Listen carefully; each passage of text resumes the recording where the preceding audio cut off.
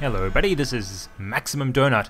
Welcome to an episode of Dark Souls PvP in depth. Today I'm going to be doing something a little bit different from my usual Dark Souls PvP in depth, and I'm going to be answering some frequently asked questions. Frequently asked questions is actually what I do normally, but because it's been such a long time since I've uploaded a video, then there aren't really that many questions out there that I can answer that have been asked recently.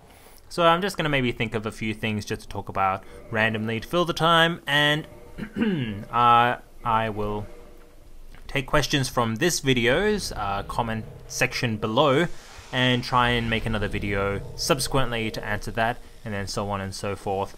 I'll make these videos every once in a while when there's a nice body of questions, but I won't be able to do it very frequently. So if you do ask a question, it'll take maybe some time for me to actually get back to you. By the way, these matches were recorded about a month ago, so if I'm playing slightly better in these than I was in the thing I just recently uploaded, that is why. So there are a few questions that I kind of wanted to answer. They're from a few videos I uploaded a month ago, but I think they're useful for me to answer. First of all is from Emlyn Hauber, who asked, can you give me some tips on armor and weapons?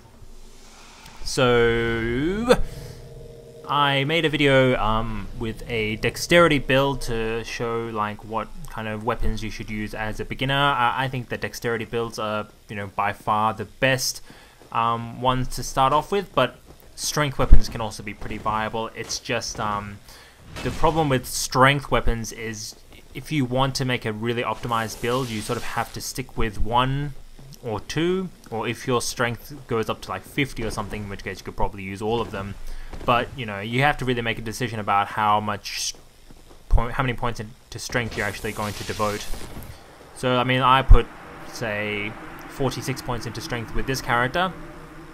You can get away with putting in like 40, you can get away with putting in like 30 even if you really wanted to.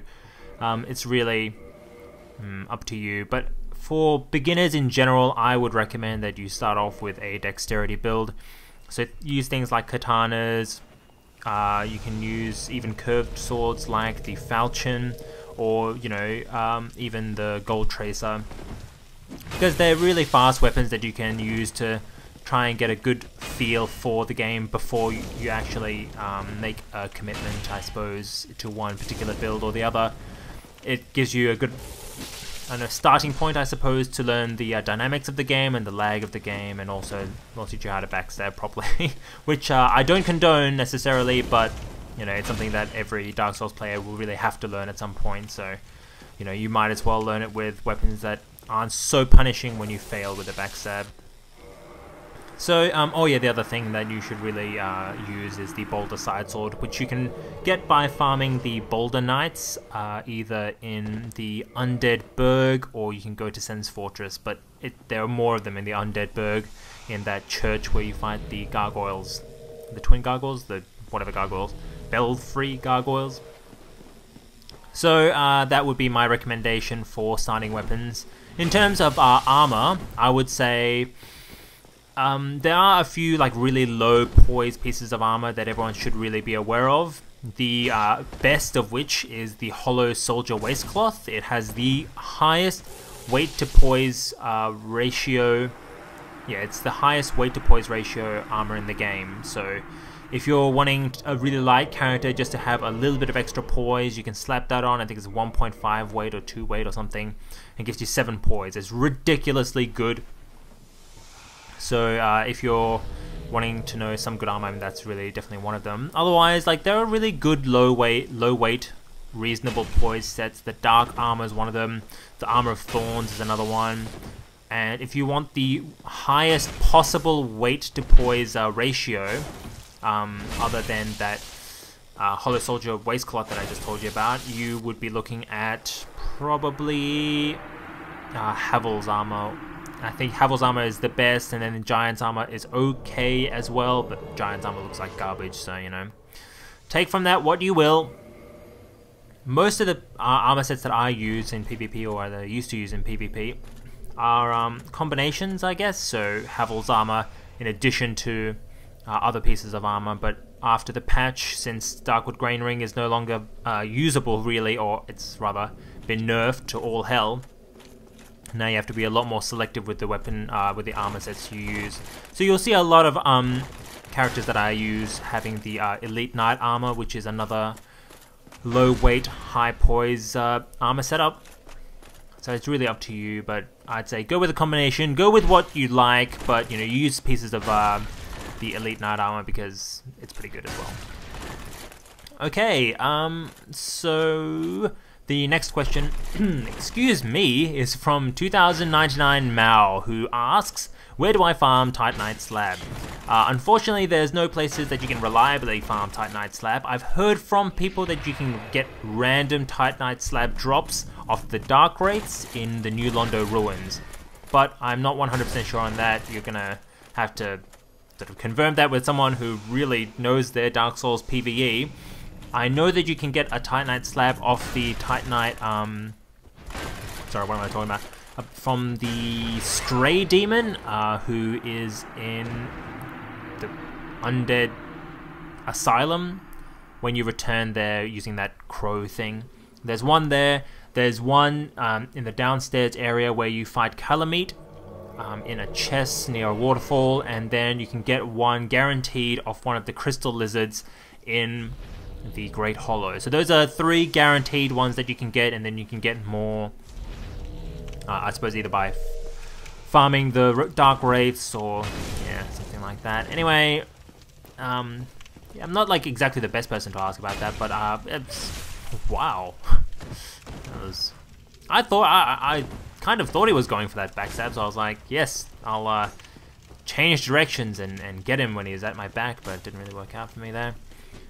Alright, the next question is from Long Neck, who asks, is the Dark Hand a really good shield in PvP? Because I've been using it quite a lot, and yes, it is. It's a very low weight shield, so 0.5 weight, and it has 80% fire resist, lightning resist, magic resist, and physical damage resist. And so the physical damage resist is really, really low, but every other resistance is actually comparatively really high.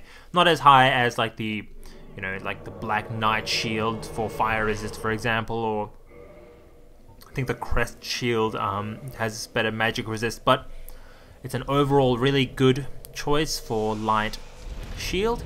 The only other choice really is the cracked wooden shield, the thing that you start off when you're a pyromancer, and that offers much better stability, but obviously much less resistances, and yeah, it's overall a much worse shield, I think. I'd prefer the Dark Hand, generally speaking, but it does, because of the low stability, it makes doing setup parries very difficult. So if you if you shield the first shot and then try to parry the second shot, because it pushes you away, it's very, very hard to actually get that second get the parry with the next shot. So I don't know, take from that what you will. The second question, he had 2 questions. Long Neck is level 120 the best level to get lots of PvP, or might a different level be better? So level 120, theoretically you should be able to PvP against people who are level 100 to 120. So in that sense, yes, it is a very good level to be PvP.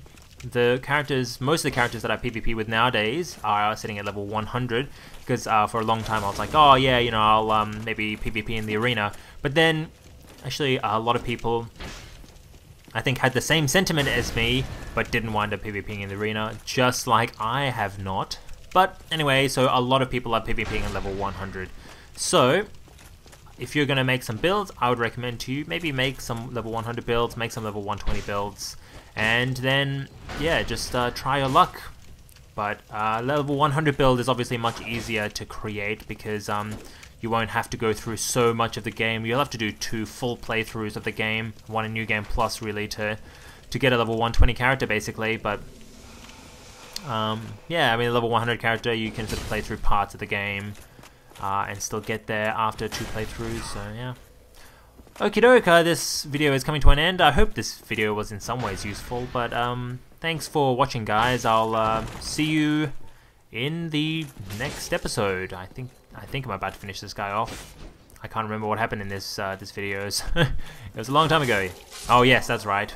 That's a pretty good finish. But anyway, thanks for watching, guys. I'll see you next time.